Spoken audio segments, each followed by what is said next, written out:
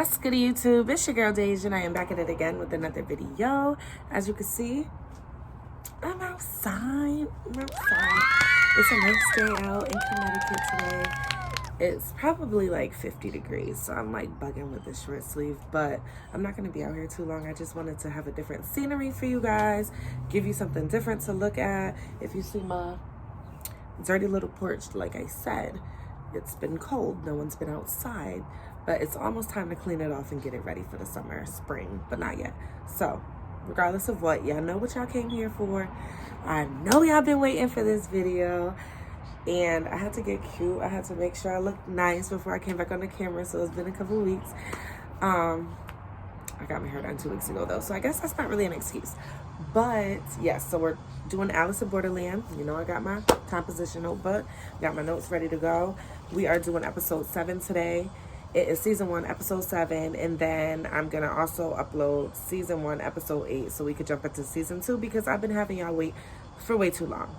So make sure you like, comment, and subscribe, and maybe I'll scooch over more this way, or not. I'm gonna scoot more this way so that way, you know, when I put my little pictures right here for you guys, it doesn't block me and you guys get to see me, and you know. So let's get into it. I did not do my hair yet for today. I'm gonna actually curl it later. Maybe I'll take a picture, follow me on all my socials, and you'll get to see me on a daily. Because I'm more so on Snapchat, not so much Instagram, but once in a blue I'll post on my Instagram. And TikTok, whenever I'm feeling like I want to dance, I'm on TikTok. So make sure you guys follow all of that. But let's jump right into it. So season 1, episode 7 of Alice in Borderland, which you can find on Netflix. And let's get to it. Hopefully it's quiet right now, so hopefully y'all can hear me okay and everything. Because I think it looks fine. Like, it looks okay, but I want y'all to hear too. So this is the summary that Netflix gives. Once a safe haven, the beach becomes the arena for the next stage, where an epic witch hunt turns everyone against each other in a hostile showdown. So if you guys remember from the last episode, they got us ready for the witch hunt, but we didn't get to see the witch hunt, you know? So, well, we got to see some of the witch hunt when she was searching for Irisu, but that's it. So the episode starts with them saying, "There's a fire in the back of the building." If you remember, they said you got to find the witch and burn them in the fire. So the fire just like flames up, and that's the fire that they're going to have to burn the person in who killed the witch. And they have to burn the right person or the game will still continue. So y'all get how this game is going to go. So then the game begins right after that. So now it's a witch hunt. They immediately try to pick up her closest friend. So they go and pick up her closest friend and bring her to, you know, the thing. They stop her by saying, "We need to find out what everyone was doing within the last hour."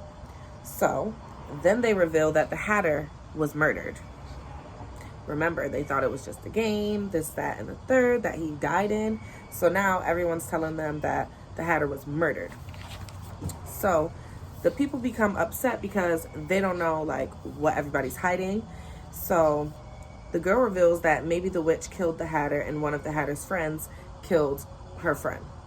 So chaos begins, of course, and the militant corps, they're being the leaders. So now they're going around killing innocent people. Literally, just if they see them walking down the hallway, they're just shooting them. So each person they kill, they're now burning into the fire that's in the back to see if any of them were actually the witch.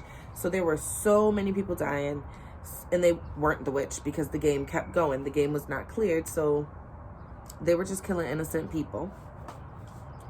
So I said, he is setting the building on fire, and they still haven't even found Irisu, because during the when they're killing everybody, they're like, "Oh, this will be quicker. We just burn everybody, burn the whole building down."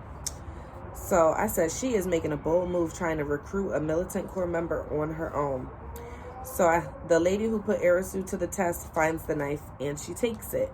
So she had been looking to see if there was a chip placed in their brains and why the whole town is gone but them, and maybe they were in like a reality game or something. Not a reality game, but like virtual reality kind of thing. So she found something, but someone told her, you need to come quick. I forgot who told her, but if I find the picture of that part, I'll of course post it for you guys. But so she takes the knife, and I thought that was smart because you need a weapon, you know. But she takes the knife out of the girl. So she took the knife, but I think she was going to do testing on it. So this girl is doing great, fighting the full body tatted guy with a sword. So what is her name? What's her name? I do not like when I don't remember their names, because it's like, I know the girl though. So okay, I'm gonna tell you the two who were fighting, and I'm gonna put their faces here.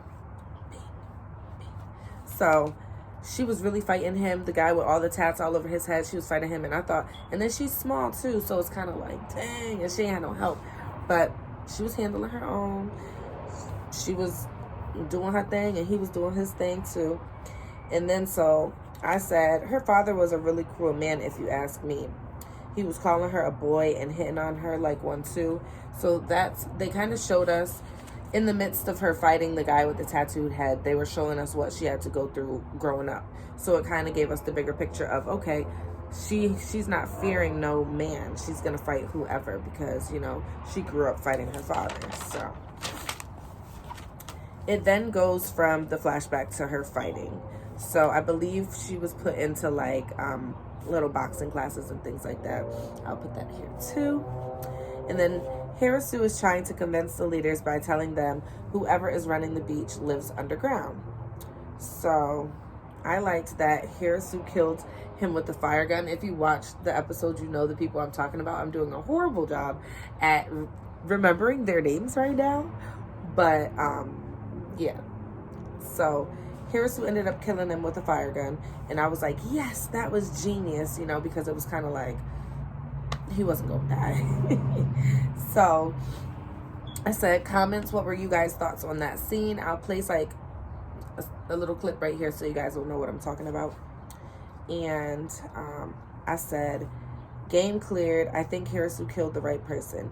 And then I was like, okay, yes, this girl is fighting for her life. And then I said, Hirasu is reminiscing about fun times he had with his boys Kirube and Choda. And then after that, Usagi ends up finding Hirasu by, of course, going in the room next door and flying through the window. Because if you remember, that is how they kind of met in the first game at the hotel, when they were, you know, she was the only one jumping from floor to floor to floor and things like that. So that is, of course, how she saved him. And then I said, Yukari then has a flashback to visiting her mom in the hospital. And she did what she needed to do and didn't hesitate to strike. And I am proud, because before she had hesitated to strike, and that was not the best move. Don't hesitate. So I said, I thought the game was clear, but I don't get it. So Hirasu is back and ready to play the game, and has his thinking cap on too. So I was like, I think the witch may be the new leader of the beach. So he's not doing anything but chilling and watching the chaos. So that's the bald guy, the leader of like the militant court. So the episode ends with Hirasu saying he thinks he knows who the witch is. And then I'm like, wow, what an intense episode. What did you guys think about it? So this episode to me was just a whole bunch of fighting, a whole bunch of killing. They did not find out who the witch was. A lot of people died. And it was like kind of like a cliffhanger. They just left you like, well, who is it? So of course, you guys know what that means. That means this is the end of the video, because that is the end of the episode. And I will be posting episode 8 within the next couple of days. So definitely be on the lookout for it. Turn your post notification bells on, and then you will just know when it's posted. And like, comment, and subscribe. And thank you guys for watching. Later, gang.